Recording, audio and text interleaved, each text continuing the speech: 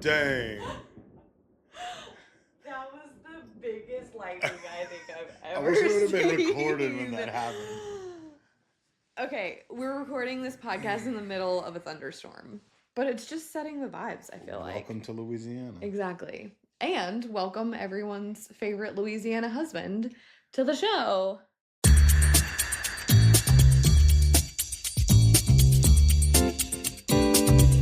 So, next month we will have been together for 15 years.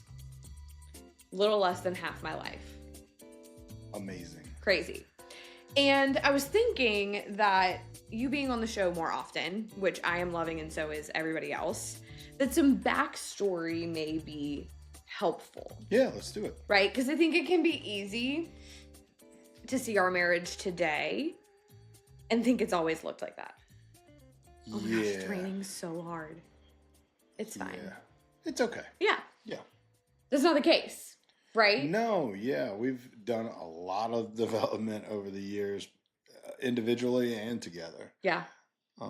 We both changed a lot. Yeah, a lot of growth, a lot of each of us doing a little therapy. That part.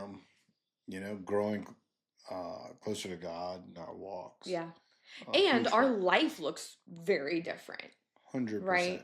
What's happening around us and in our home and all that kind of stuff.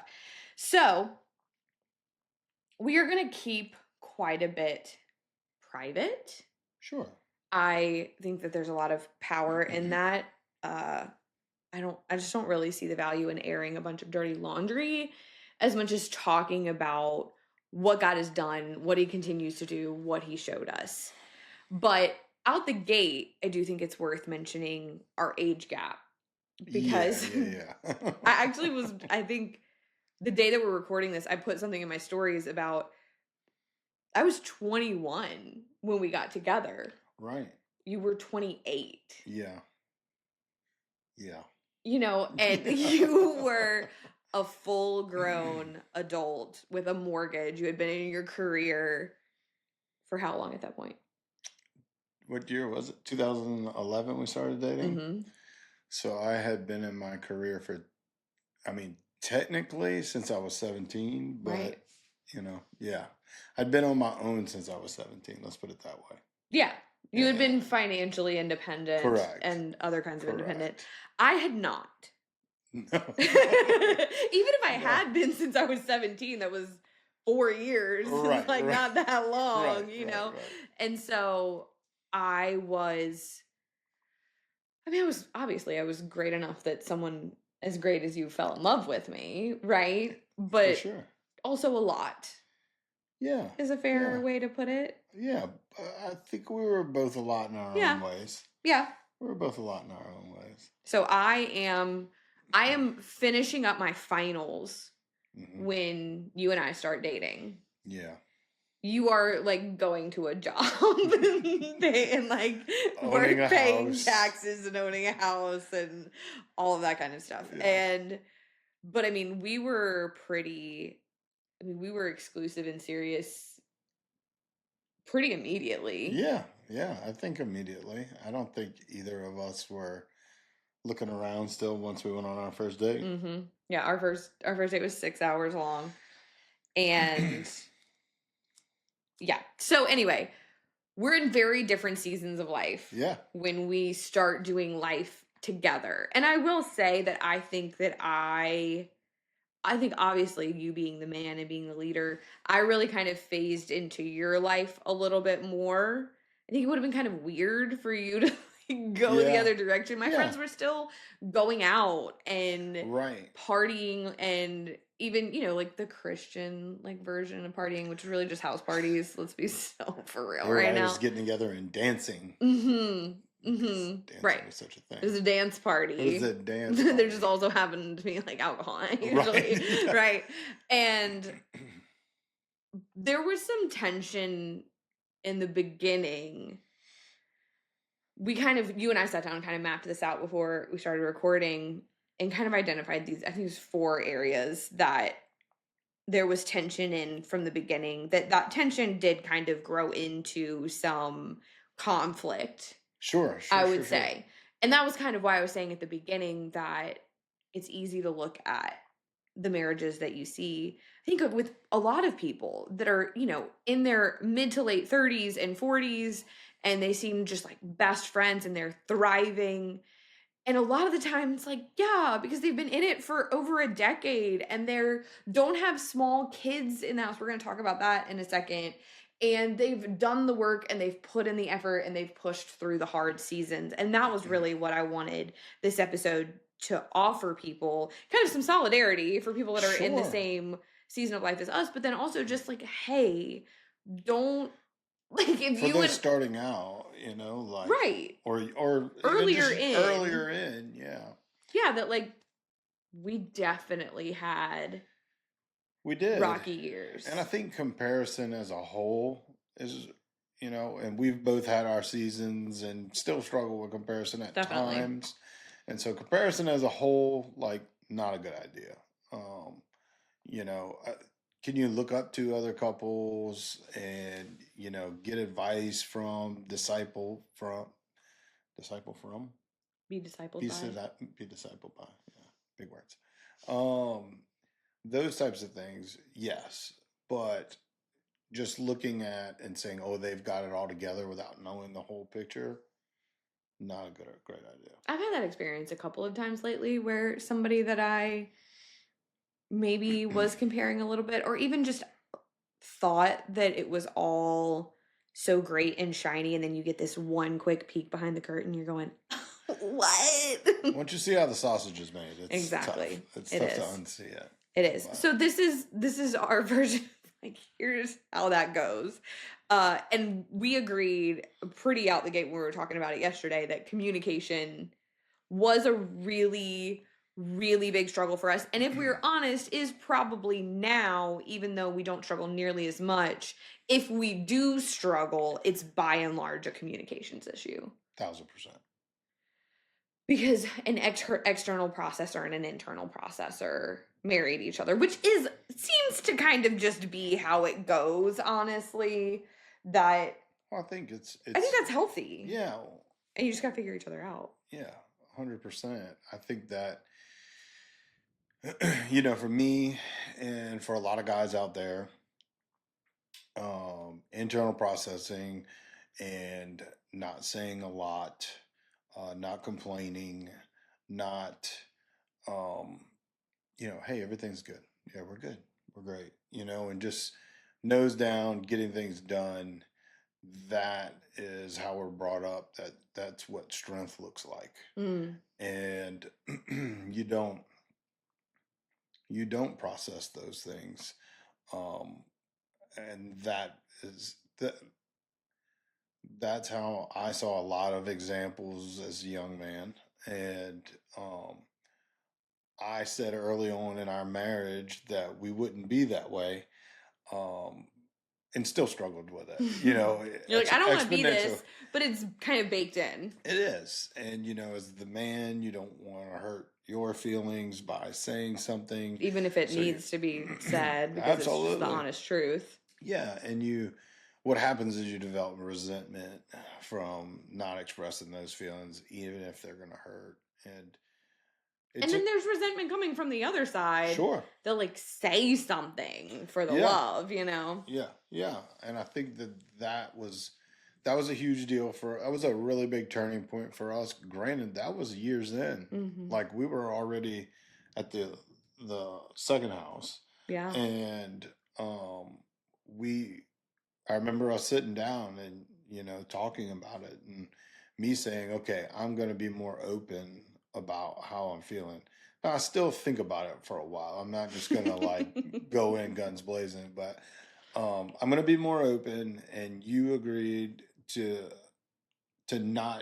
know where my heart was and to know that I wasn't coming at you. I was coming to grow closer to you. Right. Which is a huge part of the work that I think goes into marriage is the individual work. 100%.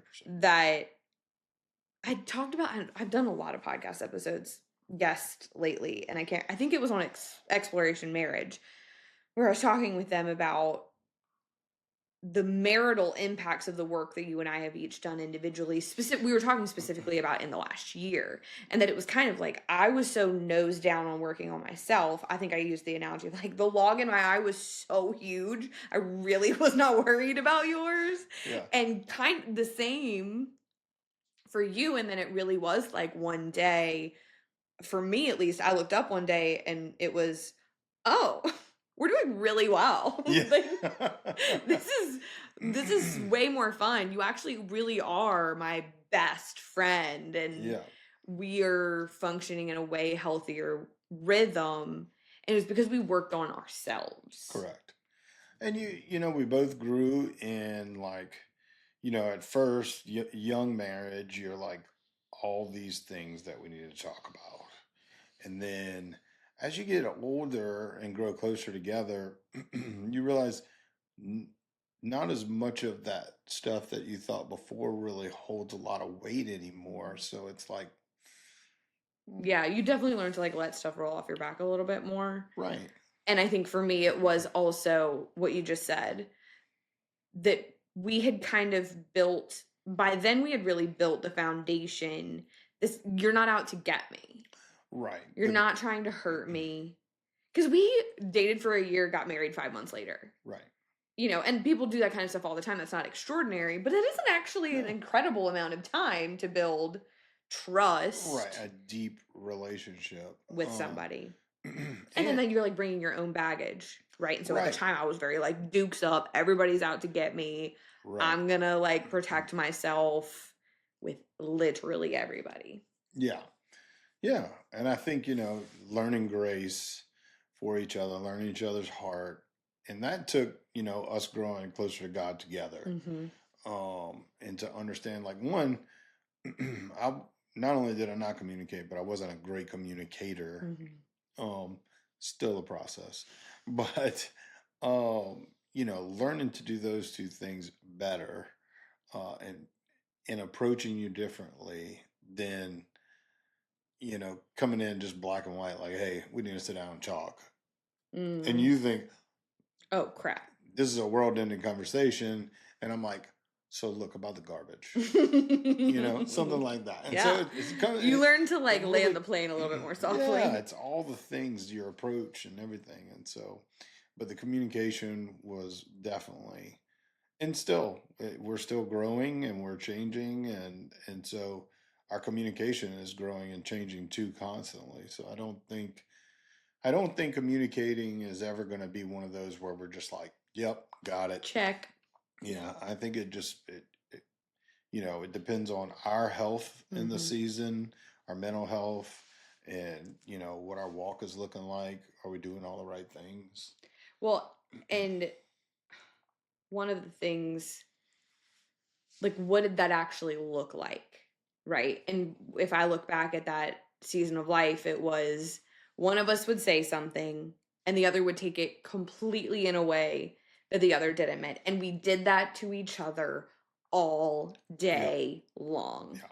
We got our feelings hurt. And then the other one is genuinely because, and I know that this isn't the case for everybody. I really don't think either of us had malicious intentions. Really, no. I mean, maybe sometimes we would kind of end up getting there and trying to shank each other. But I retrospectively don't think that was the intention. That's not the case for every marriage. I have friends that I'm like, whoa, you guys are like trying to hurt each other. And that's just like a level, I think, of resentment and bitterness that we just didn't get to. I still think you can come back from that in the way that 100%. You communicate with each other. But ours was genuinely assuming the absolute worst of each other. Right. Because we both had a fair amount of unhealthy examples. There it is. Yeah.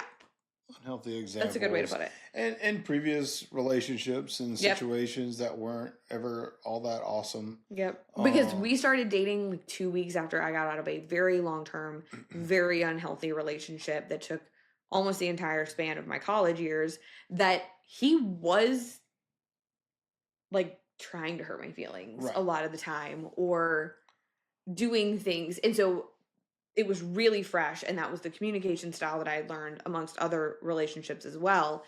And so, yeah, I think like that the episode that I had that went out about it was last year with Dave and Ann Wilson. We talked a lot about like, believing the best about your spouse, like giving them not a pass for bad behavior, but getting curious about the person, not only the person's intentions. I think another really important part of that is the stress that they are under. Yeah. Yeah. And some of that you're almost incapable of understanding right Mm-hmm. away. Like you can talk about that kind of thing. My encouragement would be sit down and talk and just work at getting better at that. But you got to sit down and start talking. Like Talk even if, about like something like yeah, not even if it's not, world yeah, ending. yeah, yeah. And we've done that now to where there's many evenings where we put the girls down and we sit down on the sofa and we don't even turn the TV on. We just talk. Mm-hmm. And that wasn't the case in the beginning. And so, But we made that a priority because we realized if we are having trouble communicating when tensions are high, it's very difficult to learn a new skill when you're already triggered. yeah, And so we really focused on learning to communicate, just like learning each other's communication styles about, I think it really started a lot with the Bible. sure. Yeah. And also just like life. Tell me about your day. Tell me Yeah. about what you're learning right now, what you're thinking about right now, what's stressing you out right now. And that was you making the really big turn of, yes, I'm an internal processor, but this person is safe to process with. Yeah. Yeah. And that's, it's getting over like, oh, I had a rough day. I don't really want to rehash it out. It's Mm-hmm. not about rehashing it out. It's about releasing it and like becoming healthier through it, like with your spouse, Yeah. versus I don't want to really go through it again. So I'm just going to keep that inside and we're not going to talk about Yeah. That and the communication to me kind of bleeds into the what I would say would be the second big thing that we struggled with, which was expectations.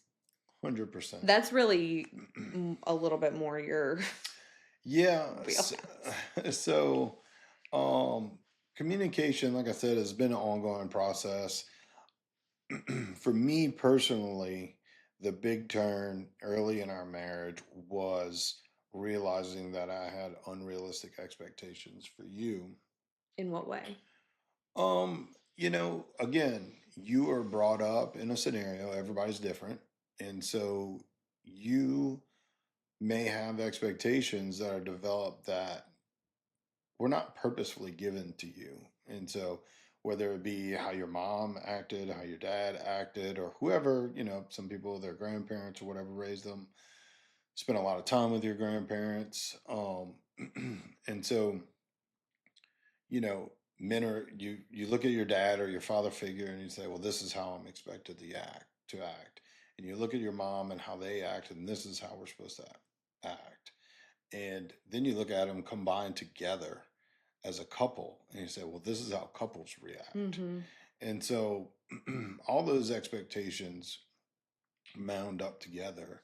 And so for me personally, I grew up in a home very different than your home. And so I didn't realize it for quite a while that I had expectations of you. And it wasn't until I reached out to a mutual friend who is a therapist and said, listen, I've got something I'm working through right now. It was honestly God revealed because I wouldn't come up with it on my own. But I was like, I'm trying to work this out. Do you have like some literature or some books or something? And so I started reading about that, and it kind of blended in with love languages at the same time. But I would come home and think, all right, well, I'm going to help out, and I would do the things that Mm-hmm. I didn't know. I didn't realize this at the time, but subconsciously, the things that I was doing were the things that I wanted to be done, Mm-hmm.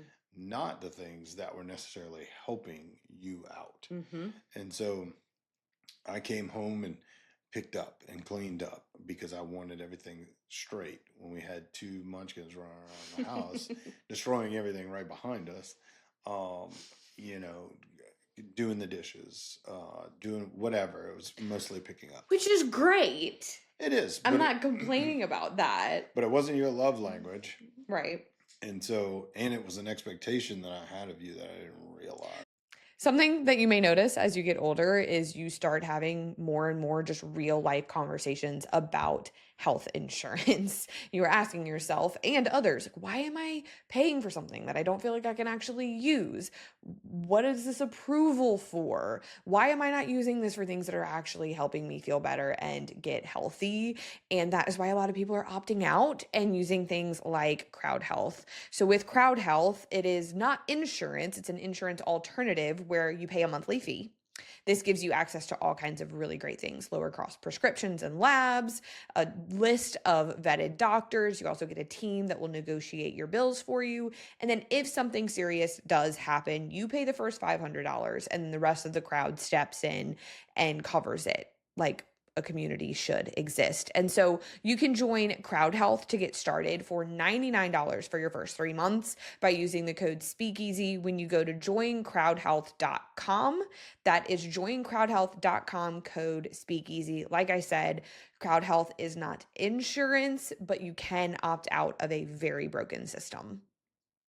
It was also like sometimes maybe the way you were doing those things. Sure, right? I was very frustrated with it. Right. Yeah, very frustrated with it. Whereas I have been with this, 1 and 3-year-old all day. They haven't seen you all day, and you come in, and it would feel like your primary priority was the house and not us. Sure. A lot of the time, and which I can also look back and see my expectations of really just wanting you to be around more. Yes, I wanted help with the kids, but I also wanted to spend more time with you, this person that I'd married, because again, going back to your history, like my dad was around a lot more than the average father is. A lot more. So my dad worked 24-hour shifts.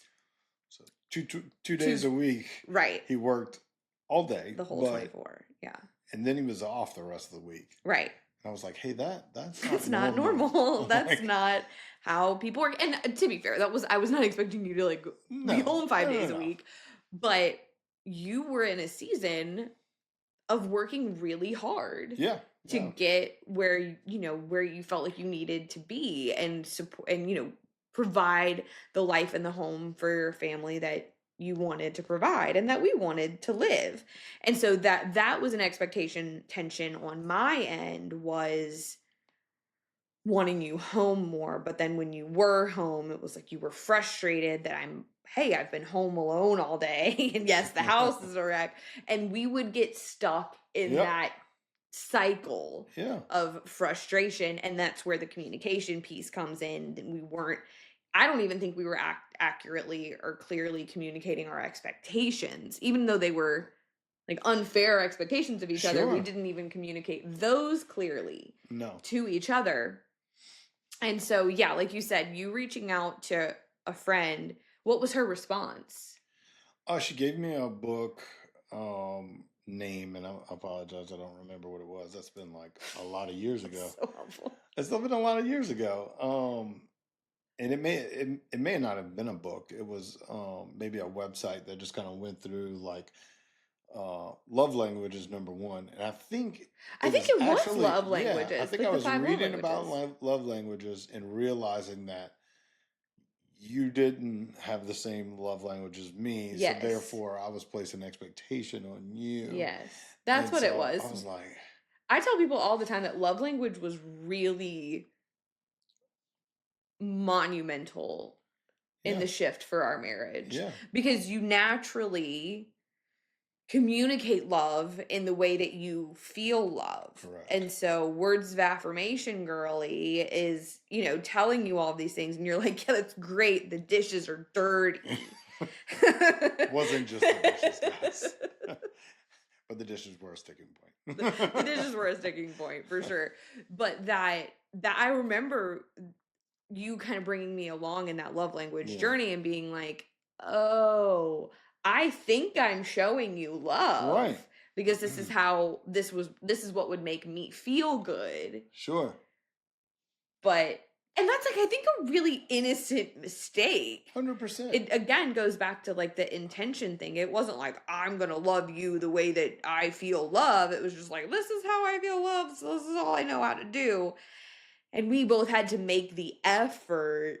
And you gosh, I remember so clearly, like, you did such a good job of turning that ship and starting to show me love in the way that I needed to, and then I was able to When I think with follow. that goes like the expectation, you have to go into that from whichever side, male, female,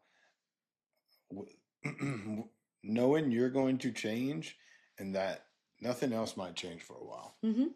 Um, and that's okay. Like you're moving in the right direction, and once you get to a healthy if it's not already healthy, but once you get to a healthy place, it's like, hey, I want to learn to love you better, and it becomes a two-way conversation Yeah. versus I'm just coming home. Like, I didn't bring it to you right away that, hey, this is what I'm doing. I just started doing it. Uh-huh, 100%. And it was a realization a few months in, really, that, hey, you're doing a lot of work, and like, I want to do that work too. Mhm. And so we started working on it together, and that was really the first time we I would say in our marriage, we took a huge jump towards each other Yeah. as far as just getting closer, you know? Yeah. Well, and another really big part of this that we've talked about a couple of times lately is the absolute trenches of having small kids. Okay? Yeah. Ours are 9 and 11, almost 9 and 11 now. And yes, their schedules have picked up. And yes, we are more busy. And little kids, little problems, big kids, big real life problems are kind of looming ahead of us for sure. I also think it's hardwiring. Like, we have some friends that could just pop out kids, and they like 100%. thrive with the Some baby have. right, the baby toddler age. Just not the way that we are hardwired. And I talk to a lot of people in my DMs that are just in it. And there is something about the level of reliance upon you that small children have that just sucks at you so intensely. And I am not advocating against having children in any form or fashion. They are like my No. favorite human beings on the planet. I'm just trying to be honest and There's tough real times. about the toll that can take on your marriage. 100%. And it's the as the guy who goes off to work a bunch in that season of our life, and you're coming home and you're thinking, well, they've been playing all day and they've been cutting up and they've been having a good time, spending time. I'm out here busting it, Grinding. grinding it out. And you get home and it's a crap show in the house. Your One wife's kid's screaming, the exhausted. other one's writing on the wall, and your wife's exhausted, And so it's the expectation like, hey, a mom who stays at home with their children is one of the hardest jobs in the world. And every job has its stress. And so, but the job that never turns off Mhm. is a really hard job. And that was something I had to come to a realization of. I had my own stresses on me that were Absolutely. very tough. And very And we real. grew, yeah, and we grew in later in life and, experienced together. There's just some stresses like as the husband, I can't empathize with a stay-at-home You mom's. can't understand it. Yeah, You can I can empathize. empathize. I can't understand it because I've never really done that. We didn't have a 1-year-old and a 2-year-old, and I didn't work, and you went off to work, Mhm. and so it's very. There's certain scenarios that we live through in our marriages that is very. We're just incapable of understanding it Truly totally understanding it. Yeah. correct without doing it. Yeah. And so, being a mother is one of those things where I have been blessed, and you know, you have had the ability to raise our children pretty much. And there was definitely a time when I spent too much time going to work, and but that's what we had to do at the time. And now, it's like, okay, go to work, come back. Even if you guys have had a hard day, I You can know, tap in. yeah, and I know what you need. Mm-hmm.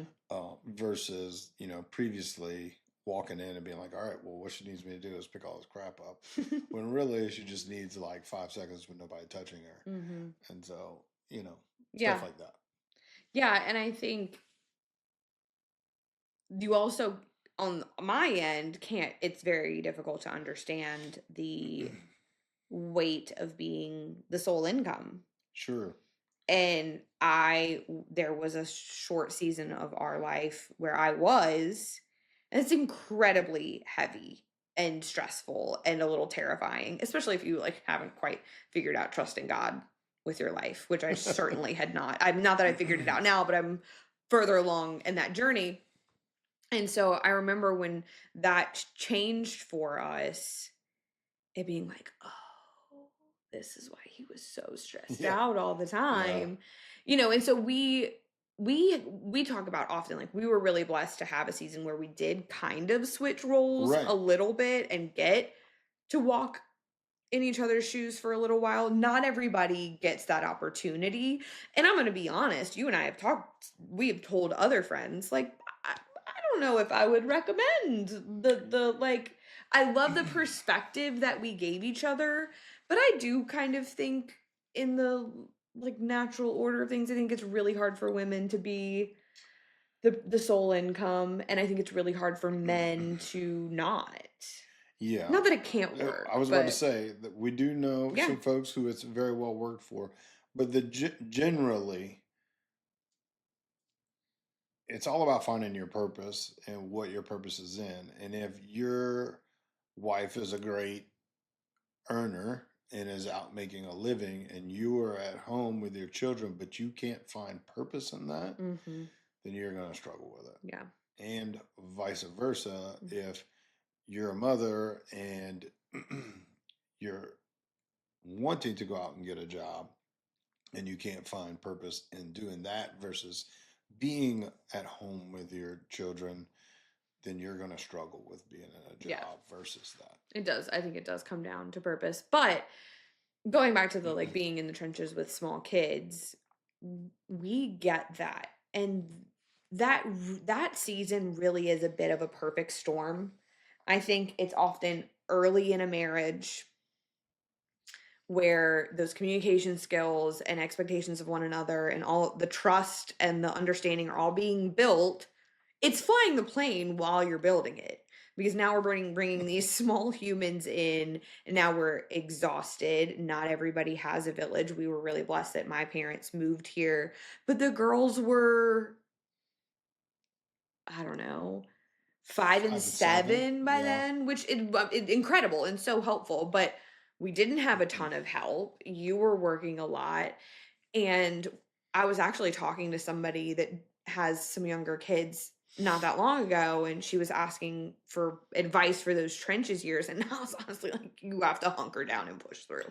Yeah. And you have to keep doing your best to keep Jesus at the center of it, because I do think that that's the only way that we made it through. Like, we prioritized going to church even when we weren't necessarily pursuing Jesus Right. in our lives. We were like, we are going to church, we are having these conversations, we are like, it was like we were just trying. It's weird, like we were like trying to get Jesus at the center. And that's probably what it was, is how much like we were just expending all of this effort rather than surrender and obedience. But some of it really is, you push through, you learn to like give each other the benefit of the doubt. And some of it is your when you're pushing through is I'm exhausted, but we need to sit down after these kids go to bed and just like have a Talk. conversation. Mm-hmm. And we're tired on Sunday mornings, but we need to go to church and we need to involve our community as far as our church and stuff goes, because those are the people we try to do life with, and those are the people who can offer us the mentorship of, hey, this is just a season and it's tough, but that kid is never going to snuggle into your neck quite as much as they're doing right now. And so, there's just different little, it's all the little things, and it's very hard to see the little things when they're screaming at you all day. We had one of those. Yeah. But, yeah, I think it's keeping Jesus centered, and then in that also, hey, we need to make a few minutes for us to like sit down and just talk for a few minutes. I think if we would have got our communication stuff down, which is a perfect storm, but if we would have got our communication stuff down in the year and a half or so before Pacey, then it would have been completely different. It would have looked completely different. Yeah. But what typically happens is a lot like us. You date, you get married relatively within a couple of years. A lot of times, some people date for a long time, and then you go straight into having kids because you don't want to be too old when you're having kids. I was much older than you, but and so what's happened is the speeding process. You haven't necessarily developed the relationship along the way in the best way, but sometimes it forces you. Yeah. Well, and that's why my feedback is often like you kind of have to push through. Yeah. But I think you also mentioned something that's really important, which is like this is a season. Right. The ability to view life through that lens is truly a game changer. And I mean, definitely has been for me, that good or bad. Sure. This is a season, right? That young kids are a season. I remember posting a reel that was like, motherhood is the reminder that the seasons go by really fast, and that is both a relief and a heartbreak. Yeah. Yes, of course, when you are not changing diapers anymore, that is such a relief.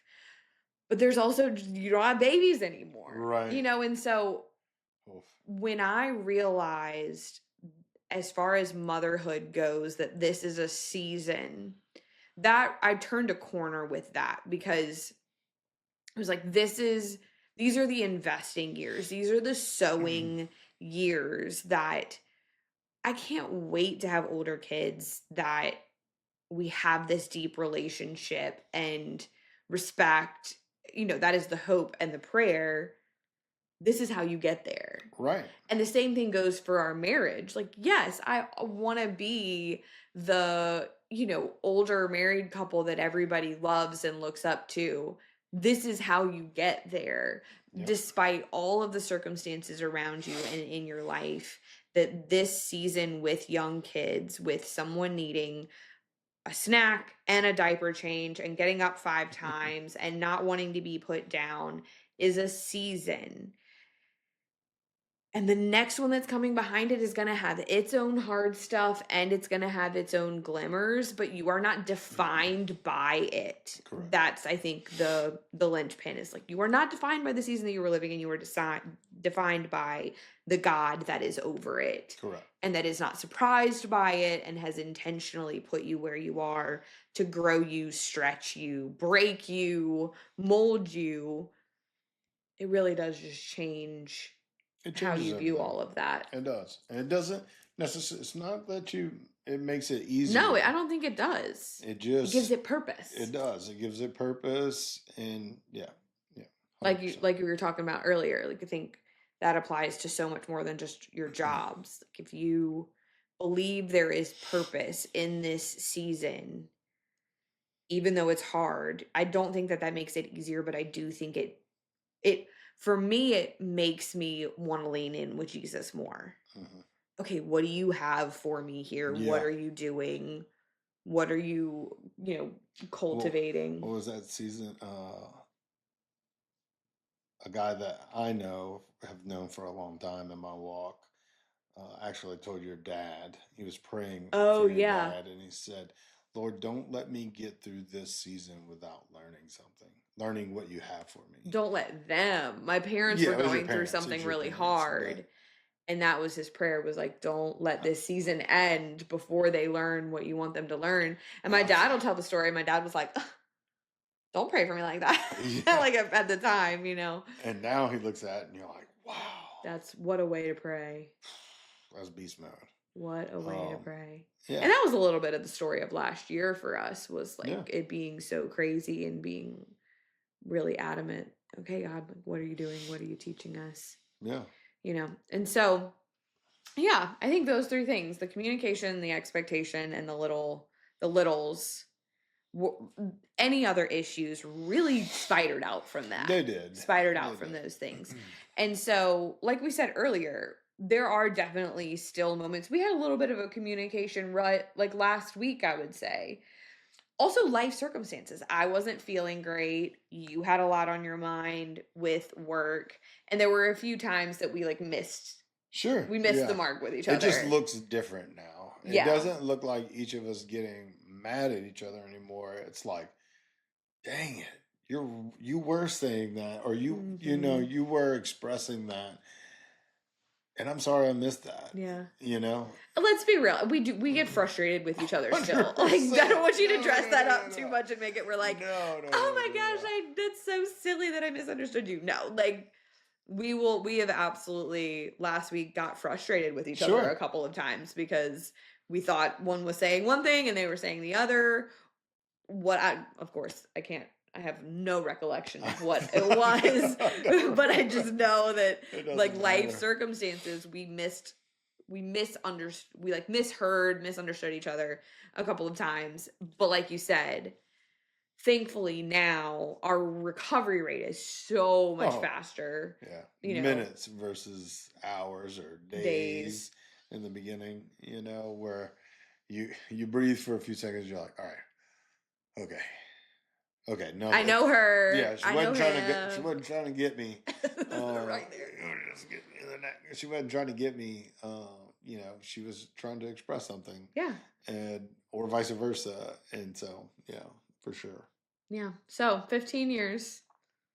We got at least another, I don't even know, good while to go. Yeah. I think we can get another. Let's see. We can get another 30 for sure. Yeah, I love that. Yeah. We can get another 30 for sure. 30 would make me 73. You only want to live to 73? No, I'm just saying we can easily get another 30. I was like, I did not agree to that. Hold on. At least is the qualifier there. You're the one calling me midlife.